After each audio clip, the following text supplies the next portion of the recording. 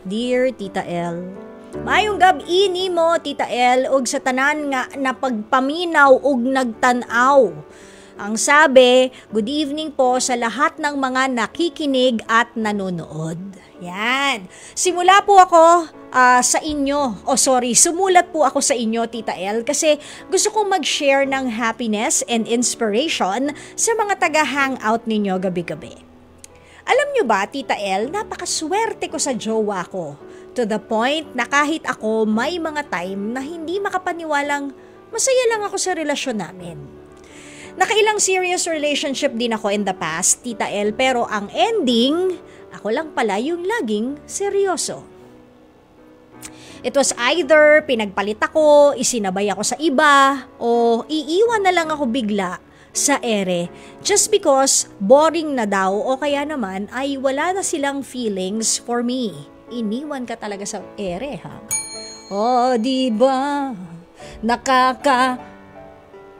Iniwan ka sa ere. It took me years of pain para lang matauhan na pwede naman akong magpahinga sa pakikipag-boyfriend. From there, nagawa kong unahin yung sarili ko.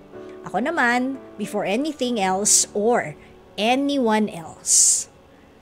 Hanggang nakilala ko po si Ken. After 2 years straight, na happily single ako. Grabe, Tita L, wala akong masabi sa kanya. First few meetings pa lang namin, vibe na talaga kami. Hanggang naging kami na nga. Never akong nakaramdam ng pangamba, takot, or uncertainty sa loob ng relationship namin. Yung mga bagay na ginagawa ko para sa mga dati kong boyfriend, ngayon, siya yung gumagawa para sa akin. That, I sometimes feel, do I really deserve all of this? But definitely, yes. Ganon siguro talaga. Kapag natutuhan mo ng alagaan yung sarili mo after breakups and betrayals mo sa iba. At saka darating yung match made in heaven mo nang hindi mo na inaasahan. Kaya para sa'yo na nakikinig ngayon, tiwala lang kay God and of course, sa sarili mo na you're on the right path kahit pa feeling mo wala ka namang nangyayaring pag-forward. Hanggang dito na lang po at maraming salamat, Tita L. Ako po si Crystal ng Cebu City. Crystal, maligaya ako para sa'yo at talaga namang ang daming napapasana all dahil meron kang ganyang klaseng jowa. 'Di ba? Pero yun nga, sabi mo, no? Pagkatapos ng, kumbaga nga sa dinami-dami ng naging jowa mo, finally, ayan na, yung maaari mong masasabing, siguro magtatagal na kayo. Diba? Pero, kahit ganyan, si jowa mo, hindi nakalagay kasi kung gano'n na kayo katagal. Ang sinabi mo lang is, after 2 years, nagkaroon ka ng jowang, wow, yung ideal na talaga, hindi ba? Pero sana nga magtagal pa kayo, sana kayo na talaga dire-diretso hanggang altar, magkapamilya kayo at tumanda, 'di ba? Yung habang yung mga buhok niyo nagputian, nagkulubutan na yung mga balat ninyo, sana together forever and never to part by Rick Astley na kayo. May luluma pa ba sa kanta?